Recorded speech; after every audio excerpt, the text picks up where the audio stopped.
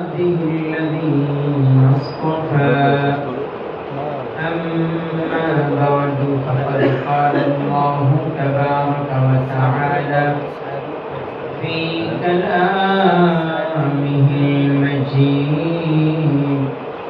وفرقانه الحميد بسم الله الرحمن الرحيم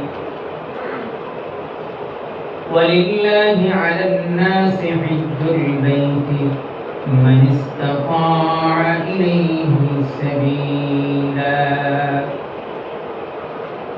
وقال سيدنا رسول الله صلى الله عليه وسلم من حج فلم يرفث ولم يفسق رجع كيوم ولدته أمه أو كما قال النبي صلى الله عليه وسلم محمد شهد اللهم صل على محمد وعلى آل محمد كما صليت على إبراهيم وعلى آل إبراهيم إنك حميد مجيد اللهم بارك على محمد وعلى آل محمد كما باركت على إبراهيم وعلى آل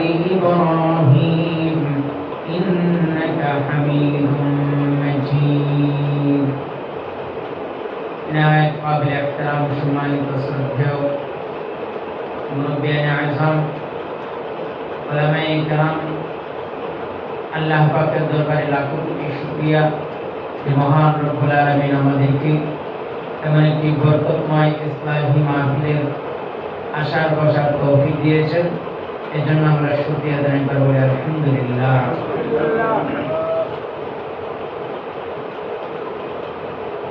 আমি যে আয়াত তেলাওয়াত করেছি এই আয়াতের মধ্যে আল্লাহ পাক রব্বুল আলামিন বিশ্ববাসীকে জানায় দিতেছেন একটা ঘোষণা দিতেছেন যে ওয়ালিল্লাহি আলান নাস হিজ্জুল বাইতি মান ইসতাতা ইলাইহি সাবিলা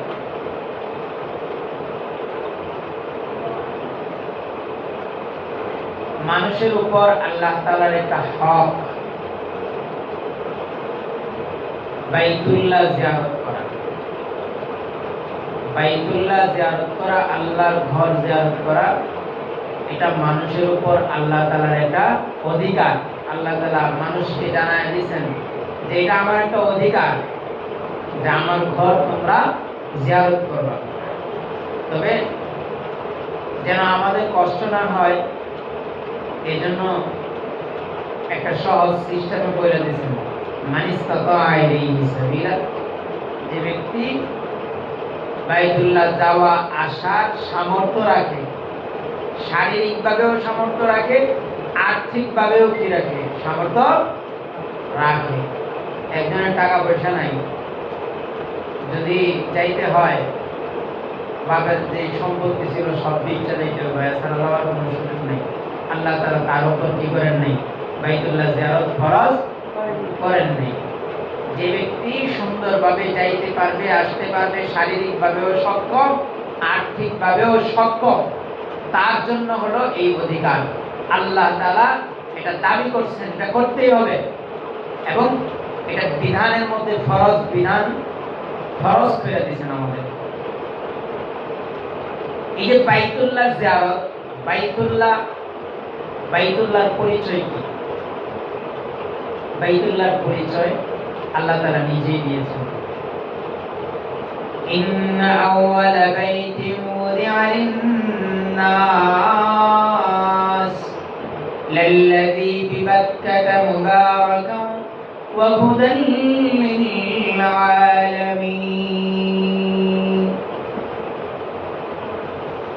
নিশ্চয়ই পৃথিবীর প্রথম ঘর সেটা হলো বাইতুল্লাহ যেটা মক্কায় অবস্থিত আছে পৃথিবীর প্রথম ঘর আপনি ইবাদতের দিকে লক্ষ্য করেন ইবাদতখানা হিসেবেও প্রথম বসবাসের দিক যদিও লক্ষ্য করেন তাহলেও বাইতুল্লাহ হলো কি প্রথম প্রথম ঘর। ইন্না আউওয়ালা বাইতিন উদিআ লিন-নাস, যেটা মানুষের কল্যাণের জন্য তৈরি করা হয়েছে। এই বাইতুল্লাহ যে প্রথম ঘর, প্রথম নির্মাণ হয়েছে, এটা কবিতার ভাষায় সুন্দর করে আমাদেরকে জানাইছে। বানা বাইতা রাব্বুল আরশি আশারান ফাখুযুহু মালাইকাতুল্লাহিল কিরাম ফাআদামু ফাশীশুন ফাইব্রাহিমু থুম্মা আমালিকু কুসাইয়ুন কুরাইশুন ক্বাবলা হাযাইনি জুরহামু আবদুল্লাহ ইবনে যুবাইর বানা কাযা ওয়া বানাল হাজ্জাজ ওয়া হাযা মুতাম্মিমু। কবিতার ভাষায় বলেছেন বানা বাইতা রাব্বুল আরশি আশারান, বাইতুল্লাহ আল্লাহর ঘর, এটা 10 বার নির্মাণ হয়েছে। 10 বার, কয়বার? 10 বার নির্মাণ হয়েছে। এর মধ্যে সর্বপ্রথম হলো মালাইকাতুল্লাহিল কিরাম, সম্মানিত ফেরেশতারা সর্বপ্রথম বাইতুল্লাহ পৃথিবীর একদম মিডলে, একদম মধ্যবর্তী জায়গায় বাইতুল্লাহর নির্মাণ করেছে। সর্বপ্রথম কারা? ফেরেশতারা। সর্বপ্রথম কারা? আদম আলাইহিস সালাম তখন আসেন নাই দুনিয়াতে, এর আগেই কি হয়ে গেছে? বাইতুল্লাহর নির্মাণ হয়ে গেছে। মালাইকাতুল্লাহিল কিরাম ফাআদামু, দ্বিতীয়বার এটা পুনর্নির্মাণ করেছেন হযরত আদম আলাইহিস সালাতু ওয়াস সালাম। ফাশীশুন ফাইব্রাহিম, এরপরে শীশ আলাইহিস সালাম, এরপরে ইব্রাহিম আলাইহিস সালাতু ওয়াস সালামের সময় ব্যাপকভাবে কাজ হয়েছে, ব্যাপকভাবে কাজ হয়েছে। ইব্রাহিম আলাইহিস সালাতু ওয়াস সালামের ইতিহাস তো আমরা অধিকাংশই জানি। ইব্রাহিম আলাইহিস সালাতু ওয়াস সালাম ইসমাঈল আলাইহিস সালাতু ওয়াস সালামকে নিয়ে, ইসমাঈল আলাইহিস সালাম ছোট বাচ্চাকে নিয়ে এই বাইতুল্লাহ পুনর্নির্মাণ করেছেন। নূহ আলাইহিস সালাতু ওয়াস সালামের প্লাবনের সময় এটা নিচে চলে গেছিল, বালুর নিচে চলে গেছিল। ইব্রাহিম আলাইহিস সালাতু ওয়াস সালামকে আল্লাহ তাআলা দেখায়া দিয়েছেন যে এই হলো বাইতুল্লাহর যে মূল ভিত্তি, এখানে নির্মাণ করো। কোরআনে কারীমের মধ্যে আল্লাহ তাআলা বলে দিয়েছেন وَإِذْ يَرْفَعُ إِبْرَاهِيمُ الْقَوَاعِدَ مِنَ الْبَيْتِ وَإِسْمَاعِيلُ, স্মরণ করুন ওই সময়ের কথা যখন ইব্রাহিম এবং ইসমাঈল দুইজন বাইতুল্লাহর ভিত্তিকে উঁচু করেছিল। সুবহানাল্লাহ। আয়াতের মধ্যে আল্লাহ তাআলা বলে দিয়েছেন وَإِذْ بَوَّأْنَا لِإِبْرَاهِيمَ مَكَانَ الْبَيْتِ, স্মরণ করুন ওই সময়ের কথা যখন আমি ইব্রাহিমকে বাইতুল্লাহর ভিত্তি দেখায়া দিলাম যে এই জায়গার মধ্যে তুমি বাইতুল্লাহটা পুনর্নির্মাণ করো। ইব্রাহিম আলাইহিস সালাতু ওয়াস সালামের সময় ব্যাপকভাবে এটার সংস্কার হয়েছে। তাইলে শীশ 3 নাম্বার, শীশ আলাইহিস সালাম, ইব্রাহিম আলাইহিস সালাম 4 নাম্বার। সুম্মা আমালিকু, এরপর আমালিক পুত্র, কুসাইয়ুন কুরাইশুন ক্বাবলা হাযাইনি জুরহাম, জুরহাম এবং কুসাই কুরাইশ, এই তিনটা। এরপরে সর্বশেষ আব্দুল্লাহ ইবনে যুবাইর বানা কাযা। রাসূলুল্লাহ সাল্লাল্লাহু আলাইহি ওয়াসাল্লামের মৃত্যুর পর আব্দুল্লাহ ইবনে যুবাইর তিনি এটা নির্মাণ করেছেন। রাসূল সাল্লাল্লাহু আলাইহি ওয়াসাল্লামের একটা আশা ছিল, আকাঙ্ক্ষা ছিল, সেই আকাঙ্ক্ষা অনুযায়ী নির্মাণ করেছেন। ওয়া বানাল হাজ্জাজ ওয়া হাযা মুতাম্মিম, সর্বশেষ হাজ্জাজ ইবনে ইউসুফ এটা সর্বশেষ নির্মাণ করেছে। এরপরেও পুনর্নির্মাণ অর্থাৎ ভাঙ্গে আবার বানানোর একটা পরিকল্পনা চলতেছিল। হযরত মালিক রাদিয়াল্লাহু ইমাম মালিক রাহমাতুল্লাহি আলাইহি তিনি ফতোয়া দিয়েছেন যে না, আর বাইতুল্লাহ ভাঙা যাবে না, করা যাবে না। যদি এটা করতে শুরু করে তাহলে সব রাজারা এই চিন্তা করবো যে আমি কি করি, এটা পুনর্নির্মাণ করি। তিনি ফতোয়া দিয়েছেন হযরত ইমাম মালিক রাহমাতুল্লাহি আলাইহি যে এটা আর ভাঙা যাবে না, হ্যাঁ তবে টুকটাক সংস্কার এটা সর্বকালই হচ্ছে এবং হবে। এইভাবে 10 বার নির্মাণ হয়েছে বাইতুল্লাহ। এটা হলো প্রথম ঘর, সর্বপ্রথম নির্মাণ করেছে কে? ফেরেশতা। ইন্না আউয়ালা বাইতি বুদিআ লিন-নাস, যেটা মানুষের কেন্দ্রবিন্দু হিসাবে তৈরি করা হয়েছে। লাল্লাযী বিবাক্কাতা, যেটা মক্কায় অবস্থিত আছে। মুবারাকান ওয়া হুদাল লিল আলামিন, যেটা বরকতে ভরপুর। যেটা কি? বরকতে ভরপুর। বাইতুল্লাহ এত বরকতময় জায়গা, এত বরকতময় জায়গা, এটা কল্পনা করলে কল্পনা করে শেষ করতে পারবো না। ইসমাঈল আলাইহিস সালামের মাধ্যমে জমজম কুয়া চালু হয়েছিল। সেই কুয়ার পানি লক্ষ লক্ষ হাজি প্রত্যেক বছর যাচ্ছে, গেলান বইরা বইরা আনতেছে, কিন্তু আজ পর্যন্ত কি কোনোদিন শোনা গেছে যে জমজম কুয়ার পানি শেষ? এই যে কুয়া চলছে তো চলছে, কিন্তু দেখবেন যে আমাদের এই দেশও 100 বছর 200 বছর আগে কুয়া ছিল, কিন্তু এখন কুয়ার কোনো অস্তিত্ব আছে? আমরা ছোটবেলায় দেখছি একটা কুয়া মৃত অবস্থায়, অর্থাৎ এটার মধ্যে ময়লা ফালাইতে ফালাইতে ঘুরে ফেলাইছে, এখন এটার কোনো অস্তিত্ব নাই। কিন্তু ইসমাঈল আলাইহিস সালামের সময় যে জমজম কুয়া চালু হয়েছিল, মিষ্টি পানি চালু হয়েছিল, আজ পর্যন্ত আছে এবং কিয়ামত পর্যন্ত কোটি কোটি মানুষ সেখানে যাবে, পানি খাবে এবং সাথে করে নিজের দেশে নিয়ে আসবে, কিন্তু এই পানির কোনো কমতি হবে না। ঠিক তেমনি ভাবে ওইখানে কোনো ফসল উৎপাদন হয় না, বালুকা, পাহাড় আর বালু, পাহাড় আর বালু। এই জায়গার মধ্যে কোনো গাছ গাছালি সহজে উৎপাদন হয় না, কিন্তু ওই বাইতুল্লাহর আশপাশে এত পরিমাণ ফল ফলাদি ফসলাদি, এত পরিমাণ খাদ্য, এটা সর্ব ঋতুতে, সকল ঋতুতে, সব সময়, সব ঋতুর ফল ওইখানে সব সময় পাওয়া যায়। আমাদের দেশে তো আমের সিজন ছাড়া আম পাই না, লিচুর সিজন ছাড়া কি নাই? লিচু নাই, কাঁঠালের সিজন ছাড়া কি নাই? কাঁঠাল নাই। কিন্তু আপনি বাইতুল্লাহ যাইবেন, বাইতুল্লাহর চতুর্পাশে এখানে আল্লাহ পাক রব্বুল আলামিন এত বরকত দিয়েছেন, এত বরকত দিয়েছেন, আপনি যেই ঋতুতেই যান, যেই ঋতুর ফল আপনি খাইতে চান, সেই ফলে আপনি সেখানে মজুদ পাবেন। শুধু বাইতুল্লাহ যারা অবস্থিত তাদের জন্য নয়, বরং লক্ষ লক্ষ মানুষ যে ওইখানে যাচ্ছে, সকলের জন্য যথেষ্ট পরিমাণ মজুদ আছে, কোনোদিন শর্ট করে না। সুবহানাল্লাহ। এরপরে পৃথিবীর এমন কোন ফল নাই, এমন কোন ফসল নাই যেটা সেখানে পাওয়া যায় না। আপনি ওইখানে গিয়া যদি কোন যে আমি বাঙালি খাবার খাবো, আমি সৌদিয়ান খাবার খাইতে পারি না, তাহলে বাঙালি খাবার আপনার জন্য রেডি আছে, বাঙালি খাবার খাইতে পারবেন। আবার ইউরোপ থেকে কেউ যদি আইসা বলে যে আমি ইউরোপিয়ান খাবার খাবো, সেটাও তার জন্য মজুদ আছে। ঠিক তেমনি ভাবে পৃথিবীর যে কোনো প্রান্ত থেকে কোনো ব্যক্তি আইসা তার নিজের মাতৃভূমির খাবার যদি খাইতে চায়, আল্লাহ তাআলা সেটা এখানে কি রাখছেন? ব্যবস্থা রাখছেন। একজন চায়না মানুষ যদি আমাদের দেশে আসে, তার খাবার কিন্তু এখানে পাবে না, পাবে?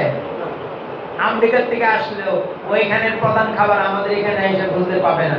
কিন্তু বাইতুল্লাহর আশপাশে পৃথিবীর যে কোনো প্রান্ত থেকে যাওয়ার পরেও পৃথিবীর যে কোনো প্রান্তের খাবার যদি খাইতে চায়, সেই খাবার সেখানে পাবে। এটা হলো আল্লাহ তাআলা বরকত দিয়েছেন। ইন্না আউয়ালা বাইতি বুদিআ লিন-নাস আল্লাযী বিবাক্কাতা মুবারাকান, বরকতে ভরপুর ওই এলাকা।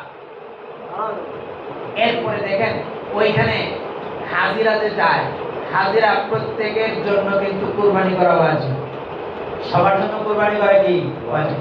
লক্ষ লক্ষ মানুষ, লক্ষ লক্ষ পশু কি করতেছে? দুম্বা ভেড়া কুরবানি করতেছে, কিন্তু কোনদিন দুম্বা ভেড়ার কি করে নাই? শর্ট করে নাই।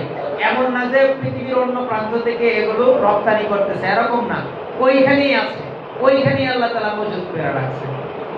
পৃথিবীর অন্য কোনো রাষ্ট্র থেকে রপ্তানি করে আনতে হয় না, আল্লাহ তাআলা ওইখানেই কি রাখছেন? এই দুম্বা ভেড়া। এমনও ব্যক্তি আছে একাই 100 200 1000 পরিমাণ কি দেয়, দুম্বা বেড়া কোরবানি দেয়, এরকম ব্যক্তি আছে। আর প্রত্যেকে তো কমাস কম একটা করে দেই, লক্ষ লক্ষ মানুষ হজ করতেছে। এটা হলো দেখতে শুনতে বাহ্যিক বরকত। আবার অভ্যন্তরীণ বরকত হলো ওই বাইতুল্লাহর মধ্যে যদি আপনি নামাজ পড়েন, আপনি ঘরে পড়লে নামাজ 1 রাকাতে 25 রাকাতের সওয়াব পাবেন। মসজিদে পড়লে না, মসজিদে পড়লে 25 রাকাতের সওয়াব পাবেন। এরকমই তো মহল্লার মসজিদে পড়লে 25 রাকাতের সওয়াব পাবেন। আপনি যদি বাইতুল মাকদিসের মধ্যে নামাজ পড়েন 1 রাকাতে 500 রাকাতের সওয়াব পাবেন। আপনি যদি মসজিদে নববীতে নামাজ পড়েন 1 রাকাতে 1000 রাকাতের সওয়াব পাবেন, মতান্তরে 50000 রাকাতের সওয়াব আছে। আর যদি আপনি বাইতুল্লাহে নামাজ পড়েন 1 রাকাতে আল্লাহ পাক রব্বুল আলামিন 1 লক্ষ রাকাতের সওয়াব দেবেন। বলেন না সুবহানাল্লাহ। এটা হলো আভ্যন্তরীণ বরকত। আপনি ইবাদত করবেন, এক ইবাদতে আপনার 1 লক্ষ সওয়াব হয়ে যায়।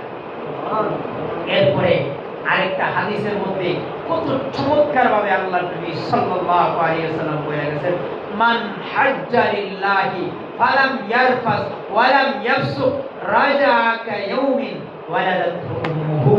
কোন ব্যক্তি যদি হজ করে, মান হাজ্জা লিল্লাহ, একমাত্র আল্লাহকে রাজি খুশি করার জন্য হজ করে, কোন 1 টাকাও হারাম নাই, হালাল টাকায় দিয়ে হজ করে। হারাম টাকায় দিয়ে হজ করলে বইনের সম্পদ মাইরা দিয়েছেন, ওইটা দিয়া বেচা কি করছেন, হজ করছেন, এই হজ কাজে আসবে? ফুফুর হক মাইরা দিয়েছেন, হক মাইরা সেই কি সম্পদটা বিক্রি করে চিন্তা করলেন এটা তো ফাও পাইছি, ফুফুরে বুঝায় শোনায়া, বাইক নালে বুঝায় শোনায়া, এরপরে ফুফাতো বাইরে বুঝায় শোনায়া কি করছি, এই অল্প কিছু দিয়া ঠান্ডা করে দিছি। চিন্তা করলেন যে এটা ফাও পাইছি, এখানে বিক্রি করলে 10 লাখ 20 লাখ টাকা পাবো, এটা হজ করে ফেলে। এই হজ কবুল হবে না।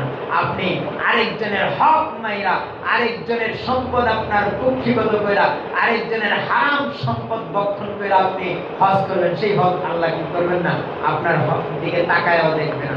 মান হাজ্জা লিল্লাহ, যে ব্যক্তি তার কামাই করা সম্পদ অথবা হালাল মাধ্যমে আসছে এরকম সম্পদ দিয়ে যদি কেউ হজ করে একমাত্র আল্লাহকে রাজি খুশি করার জন্য, ফালাম ইয়ারফাস ওয়ালাম ইয়াফসুক, এই হজ করতে গিয়া সে কোনো গুনার কাজ করে নাই, সে কোনো হারাম কাজ করে নাই।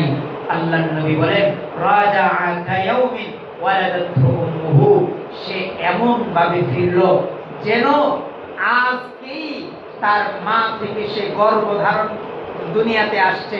অর্থাৎ দুনিয়াতে আসলে যেমন সে মাসুম থাকে, সে কেমন যেন একদম নিষ্পাপ হয়ে তার দেশে ফিরল। বলেন না সুবহানাল্লাহ।